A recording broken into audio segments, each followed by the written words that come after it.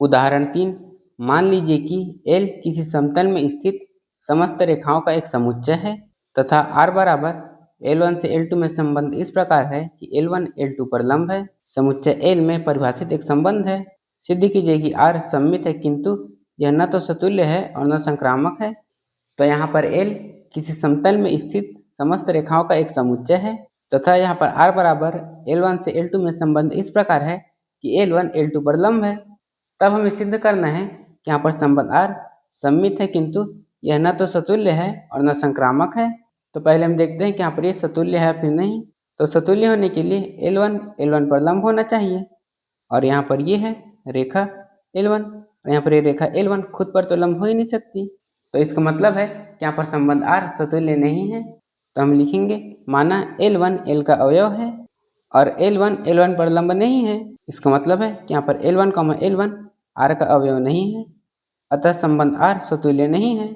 तो अब हम देखते हैं कि यहाँ पर ये सममित है फिर नहीं। तो सममित होने के लिए यदि L1 L2 पर लंब है तो इसका उल्टा मतलब L2 भी L1 पर लंब होना चाहिए। तो यहाँ पर हम मान लेते हैं कि L1, L2 R का अवयव है। इसका मतलब है कि यहाँ पर L1 L2 पर लंब है। तो यहाँ पर ये है रेखा L1 और ये है रेखा L2। और जब भी कोई भी दो रेखाएं एक दूसरे पर लंब होती हैं तो उनके बीच बनने वाला कोण 90 अंश होता है। और यहाँ पर भी इन दोनों रेखाओं के बीच बनने वाला कोण 90 अंश है। तो इसका मतलब है कि यहाँ पर L2 भी L1 पर लंब है।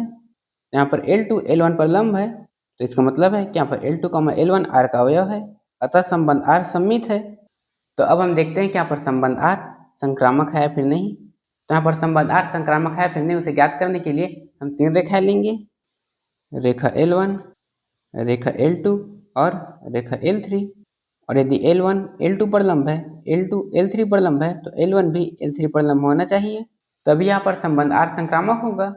तो यहाँ पर हम मान लेते हैं कि L1, L2 R का अवयव है तथा L2, L3 भी R का अवयव है। और यहाँ पर इसका मतलब है कि L1 L2 पर लंब है तथा इसका मतलब है कि L2 L3 पर लंब है।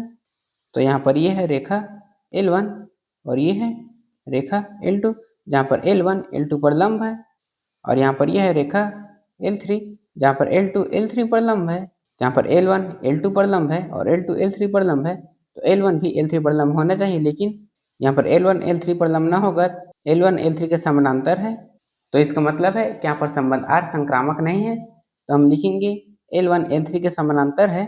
इसका मतलब है कि यहाँ पर L1, L3 R का अवयव नहीं है, अतः संबंध R संक्रामक नहीं है। तो यहाँ पर हमने सिद्ध कर दिया कि संबंध R सममित है किंतु न तो समतुल्य है और न ही संक्रामक है।